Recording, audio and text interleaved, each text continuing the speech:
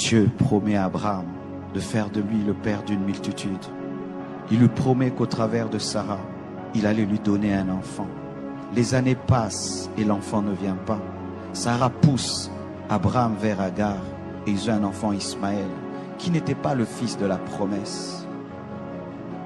Et Dieu vient corriger cela. Il passe par Sarah afin de demander à Abraham de chasser Ismaël. Ismaël est le symbole de la volonté permissive, de quelque chose que tu as fait parce que tu étais impatient, d'une relation dans laquelle tu es parce que tu as forcé dans la chair, d'une chose que tu trimbales dans ta vie mais tu sais que ce n'est pas le plan parfait de Dieu. Et Dieu t'a toujours dit d'ôter cette chose de ta vie. Et certains, ils attendent le soir pour enlever Ismaël de leur vie, alors que c'est le matin. Il y a quelque chose dans ta vie qui n'est pas la volonté de Dieu. C'est Ismaël. Dans des moments charnels où tu avais perdu ta vie de prière, ton intimité avec Dieu et ta foi.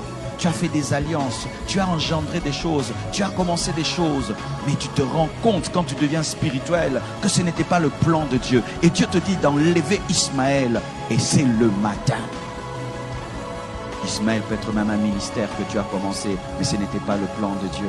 Ismaël, ça peut être un fiancé avec lequel tu es, mais ce n'est pas le plan de Dieu. Ismaël, ça peut être une affaire dans laquelle tu es, mais ce n'est pas le plan de Dieu. Ismaël, ça peut même être une maison dans laquelle tu habites, mais ce n'est pas la volonté parfaite de Dieu. Ismaël est un enfant, mais il n'est pas la promesse.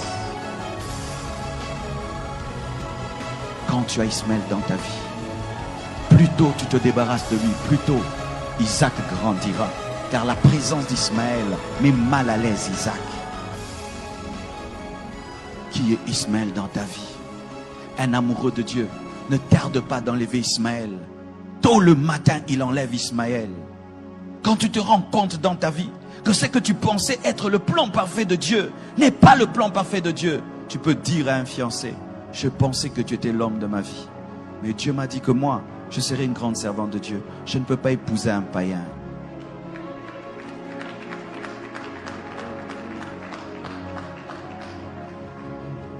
Tu peux avoir commencé un ministère dans la rébellion contre ton père spirituel.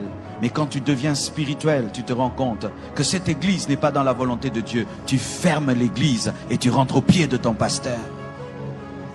Et tu dois le faire à temps. Tu dois le faire très tôt. Qu'est-ce qui est dans ta vie, Ismaël? Lorsque tu as Ismaël dans ta vie, voici ce qui va t'arriver. Ce n'est pas Satan qui te combattra, c'est Dieu lui-même qui va te combattre. C'est lui qui sera ton ennemi numéro 1. Il s'opposera à toi jusqu'à ce que tu comprendras que tu n'es pas plus sage que lui. Enlevez vos Ismaël très tôt. Ne dis pas: je vais le faire dans 1 mois, dans 2 mois, dans 3 mois. Le plan de Dieu va prendre du retard dans ta vie. Je vous assure, mes frères et sœurs, il y a des choses qui prennent 10 ans dans nos vies, alors que ça devait prendre 1 semaine. Tellement que tu as tardé d'enlever Ismaël, tellement que tu as tardé d'enlever Ismaël, et Dieu voit qu'Isaac sera en danger. Tant que tu ne lâches pas la volonté permissive, tu ne vivras jamais la volonté parfaite de Dieu. Certains ici, vous êtes dans des relations qui ne sont pas de Dieu. Tu vis dans la même maison qu'un homme qui ne t'a pas épousé. Mais Dieu t'a toujours dit qu'il va te donner ton mari. Mais voici la condition que tu as donnée à Dieu. Donne-moi d'abord mon mari avant que j'abandonne celui-ci. Ça ne marche pas comme ça. Tu lâches Ismaël. Tu dois lâcher Ismaël. Tu dois lâcher Ismaël. Je dis tu dois lâcher Ismaël. Dieu me dit qu'il y a des gens qui sont dans de telles situations, qui sont en train de poser des conditions à Dieu avant d'obéir. Vous allez obéir trop tard.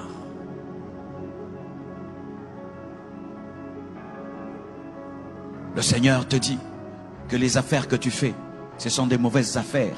Tu es en train de gagner ta vie, mais dans le vol. Tu gagnes ta vie dans la magouille. Et il te dit d'arrêter ce travail. Mais tu poses cette condition: Seigneur, tu me donnes d'abord un bon travail, et alors j'abandonnerai le mauvais. Non, tu abandonnes le mauvais d'abord, et le plan de Dieu s'accomplira.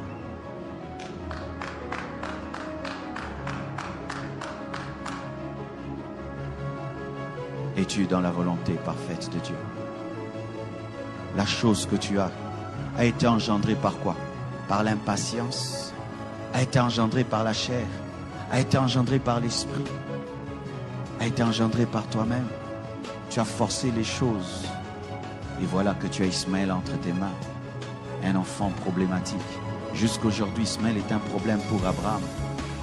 Ismaël a engendré tous ces gens qui bombardent le monde et qui créent des guerres dans le monde entier. Faites très attention. Obéissez à temps.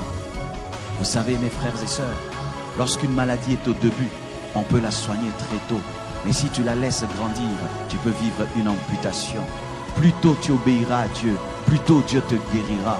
Et si tu fais 10 ans, 20 ans, 30 ans avec Ismaël, il fera partie de ta vie. Et le jour que Dieu va l'enlever, une partie de toi sortira. C'est lorsque des gens arrivent jusqu'à avoir des enfants avec un mari d'autrui, des enfants qui ont grandi. Et là maintenant, l'Esprit de Dieu te dit de te séparer. Mais vous voyez le déchirement que ça cause. Ce n'est pas seulement que tu te sépares d'un homme, mais il y a des enfants. Pourquoi? Tu as gardé d'enlever Ismaël de ta vie.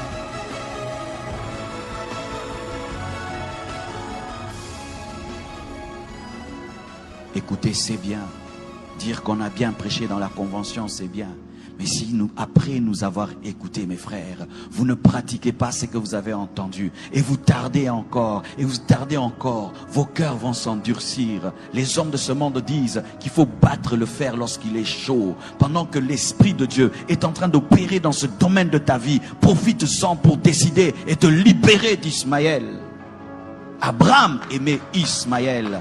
Ismaël était son fils. Mais quand l'esprit est passé par Sarah pour l'en défaire, très tôt matin, il a obéi. Pourquoi? Parce que s'il faisait 2 semaines, il allait changer d'avis. Je ne sais pas si ça t'arrive. Des fois, pour faire une chose, il faut vite la faire. Car si tu tardes, le diable va te parler et tu vas trouver des arguments pour rester dans un mal pendant 2 semaines. Et puis 2 semaines, ça fait 1 mois, 1 année, 2 ans, 3 ans. Et tu te retrouves à ta mort. Tu n'as jamais abandonné Ismaël.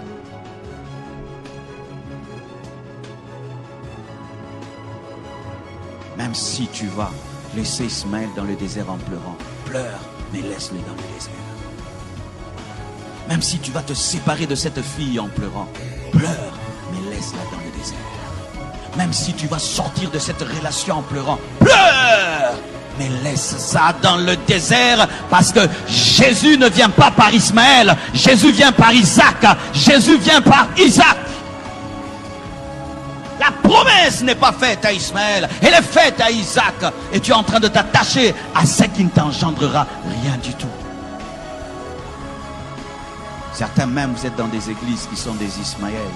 Tu es allé dans une église par colère, tu es allé dans une église par rébellion, tu es allé dans une église par impatience. Et là-bas, tu es en train de mourir spirituellement. Tu es en train de mourir en toi-même. Et le Seigneur te parle et il te dit, ce n'est pas l'endroit. Mais tu as déjà une responsabilité. Tu as déjà des postes. Tu as des ceci, de cela. Et tu te regardes que tu perdras cela. Tout ce qu'on t'a donné là-bas comme titre, c'est Ismaël. Car des fois, le diable encourage la rébellion en faisant qu'on t'élève dans la rébellion. Ismaël, ce sont des faux papiers. Des faux papiers. Tu t'appelles Jonathan, mais dans tes papiers, tu t'appelles Gélor. Des faux papiers. Une vie de mensonge, où tu mens chaque année et chaque mois. Ismaël, une vie qui n'est pas ta vie. Lorsque tu regardes ta vie, est-ce que c'est ta vraie vie? Aimes-tu ta vie? Es-tu heureux de cette vie que tu as?